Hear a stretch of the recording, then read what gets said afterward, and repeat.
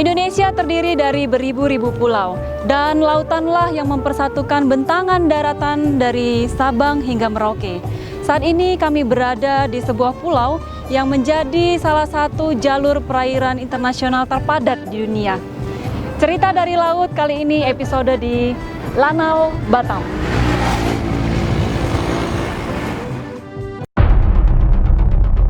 MV Saras. Di sini Posal Tanjung Sengkuang. Mohon dikirimkan lintang bujurnya. Demikian.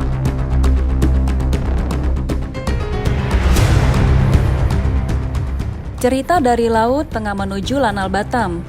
Di tengah perjalanan, kami mendapat informasi sebuah kapal yang mengalami musibah kecelakaan laut di perairan Batam. Tim kami segera bergegas menuju dermaga dan onboard di atas Combat 58 untuk mengikuti pengamanan evakuasi kecelakaan kapal.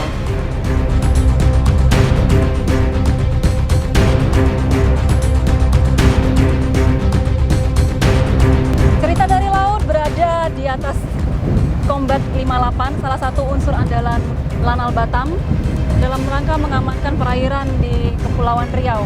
Saya bersama dengan Kapten Nugroho, beliau adalah Pasop Lanal Batam.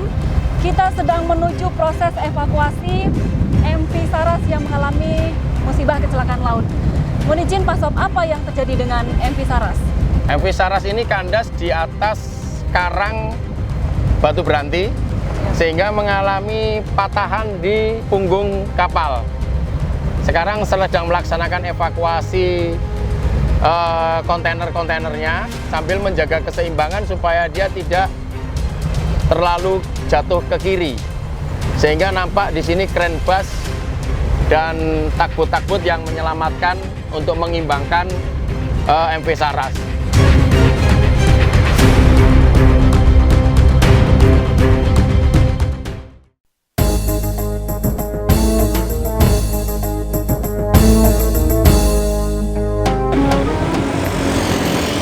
Pangkalan TNI Angkatan Laut memiliki peranan yang penting untuk menjaga keamanan perairan di wilayah kerjanya. Kita sudah tiba di Lanal Batam. Mari ikuti, ada cerita apa di Lanal Batam.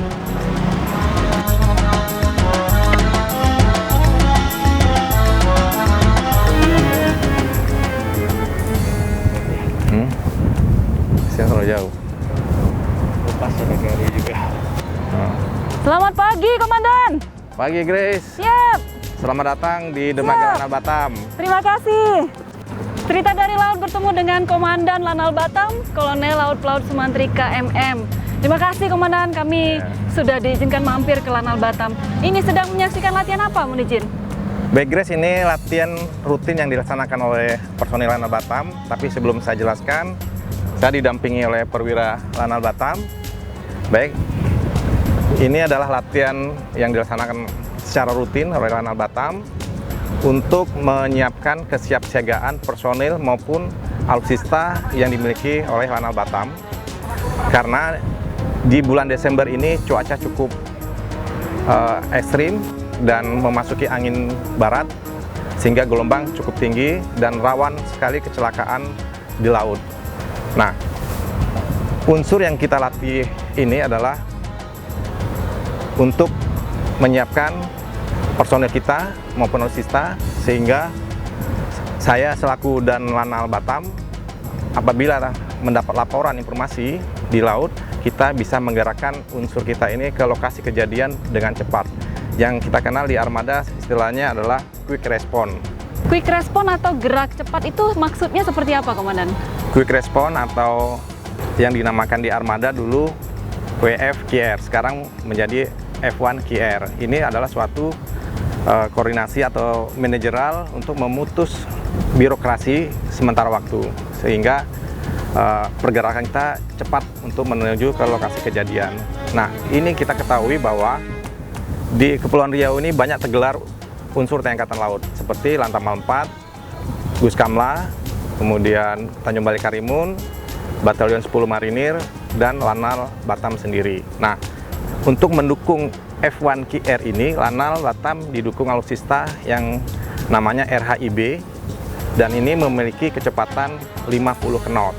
Nah, dan RHIB ini cukup baik untuk mendukung R1QR karena memiliki komunikasi yang cukup baik dan bisa dikendalikan dari darat pada saat RHIB menuju ke laut. Komandan, mungkin bisa diceritakan awal mula berdirinya F1QR ini? F1QR ini awal mula berdirinya ini bersamaan pada jatuhnya Air Asia pada bulan Desember ini, tepatnya 28 Desember, diperkasai oleh waktu itu masih menjabat Panglima Armada Laksda TNI Widodo. Selamat pagi, Komandan. Pagi Bapak. Mohon bergabung. Monggo silakan, selamat datang di Dermaga Lanal Batam, Pak. Jadi kami hadir ingin mengucapkan terima kasih atas bantuan penanggulangan kecelakaan kapal kami kemarin dan luar biasa tim quick response-nya sangat cepat. Itu dalam waktu 1 jam sudah mengevakuasi kru kami, luar biasa dan terima kasih Sama-sama Pak. Mbak, ini adalah Pak Usman sebagai Kepala INSA di Batam ini. Beliau yang melaporkan kita untuk menolong SAR di kapal beliau yang tenggelam pada saat itu. Ya. Gimana Pak menurut Bapak mengenai F1QR?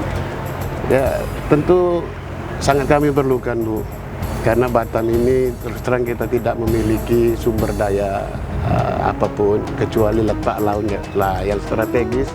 Untuk itu kami harapkan memang keberadaan F1QR ini akan mampu memberikan rasa aman dan nyaman di dunia industri maritim kita, Pak. Terima kasih. Terima kasih Pak Usman.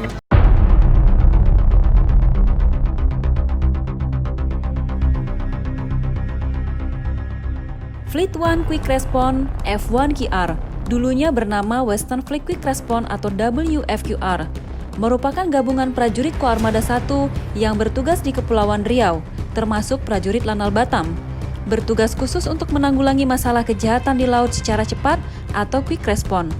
Sudah banyak pelaku tindak kriminal di laut yang berhasil dibasmi dan dilumpuhkan oleh F1QR. Terbukti perairan Selat Malaka dan Selat Singapura hingga saat ini berada dalam situasi yang kondusif dari tindak kejahatan. Hal inilah yang menjadikan F1QR disegani oleh negara-negara yang berbatasan dengan wilayah kerja Lanal Batam.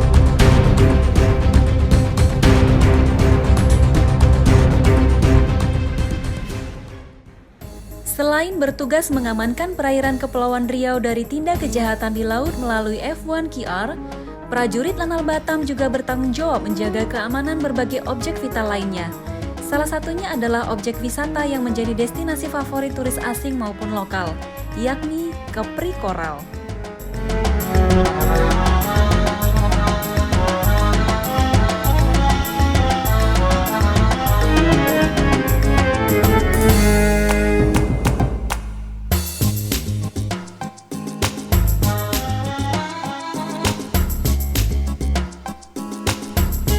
Cerita dari laut, tiba di Kepri Koral. Setelah tadi menempuh perjalanan, kami dengan Komandan Lanal Batam dibawa langsung oleh Pak Armanto AH, salah satu pengusaha di sektor pariwisata. Pak AH, kami ingin tahu, dengan adanya pariwisata di Kepri Koral ini, bagaimana dengan jaminan keamanan untuk turis baik lokal maupun internasional yang berkunjung ke tempat ini, Pak? Izin Bu, mengenai keamanan ini kita sangat banyak dibantu oleh Lanal Batam, ya. Karena pulau ini cukup besar dan kelilingnya laut. Kita nggak bisa atasi, ya. Selalu kan kita ditanya oleh pengunjungnya, terutama banyak yang dari luar, ya, dari asing yang nginap di sini, pasti tanya keamanan bagaimana.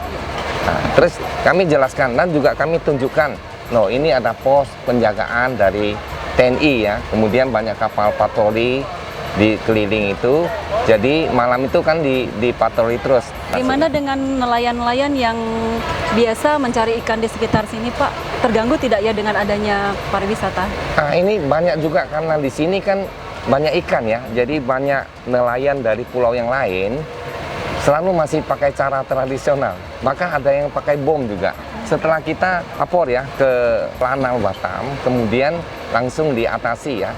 Saat ini boleh katakan sudah aman sekali, tidak ada terjadi seperti itu lagi, karena itu merusakkan karang juga dan bahaya.